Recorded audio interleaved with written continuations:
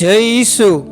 આજે 10મી ઓગસ્ટ 2025 ઈસુવાણી ચિંતનમાં બધાને સુસ્વાગત। યોહાન 9:3 કહે છે, ઈસુએ જવાબ આપ્યો, એના પાપે નહીં, તેમ એના મા બાપના પાપે પણ નહીં, પણ એનો સાજો કરવામાં ઈશ્વરની શક્તિ પ્રગટ થઈ શકે એટલા માટે એ આંધળો જન્મ્યો છે। યરૂશાલેમમાં ઈસુ પોતાના શિષ્યો સાથે જઈ રહ્યા હતા। રસ્તામાં એક જન્મથી આંધળા માણસને જોયો। શિષ્યોએ ઈસુને પૂછ્યું કે કોને પાપે એ માણસ આંધળો જન્મ્યો, એના પાપથી કે એના મા બાપના પાપથી? એ સમયે લોકો માનતા હતા કે દુઃખ અને બીમારી પાપનું પરિણામ છે, પણ ઈસુએ જવાબ આપ્યો કે પાપના કારણે નહીં, પરંતુ ઈશ્વરના કાર્ય અને પરમેશ્વરનો મહિમા તેના જીવનમાં દેખાય।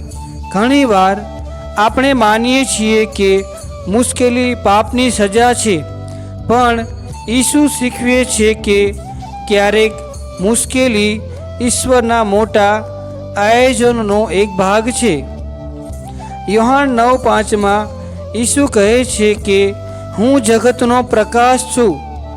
આંધળા માણસના જીવનમાં ઈસુનો પ્રકાશ પ્રગટ થયો ત્યારે એમનું દુઃખ એક મંચ બન્યું જ્યાં ઈશ્વરનો મહિમા પ્રગટ થયો। ઈશ્વર મુશ્કેલીની સાક્ષીમાં ફેરવે છે। એ માણસનું જીવન આખી વસ્તી માટે સાક્ષી બની ગયું। જૂના કરારમાં જ્યારે યોબ એમના કષ્ટમાં ઈશ્વરની યોજનાનો અનુભવ થયો ત્યારે તેનામાં ઈશ્વરનો મહિમા વધી ગયો। નવા કરારમાં સંત પાઉલ એમની મુશ્કેલીમાં ઈશ્વરની યોજનાનો અનુભવ થયો ત્યારે તેનામાં ઈશ્વરનો મહિમા વધી ગયો।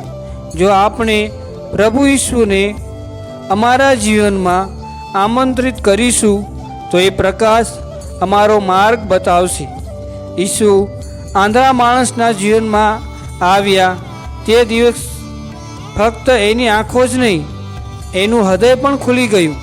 જ્યારે લોકો એની વાત સાંભળતા હતા ત્યારે ઈશ્વરનો મહિમા વધતો જતો હતો। જો અમે અમારી મુશ્કેલીઓ ઈસુને સોંપીએ તો ઈસુ એની સાક્ષીમાં ફેરવી દે છે। આપણા જીવનની નબળાઈઓ અને તકલીફો ઈશ્વરના ચમત્કારો માટેનો મંચ બની જશે। આપણે સૌ સાથે મળીને પ્રાર્થના કરીએ।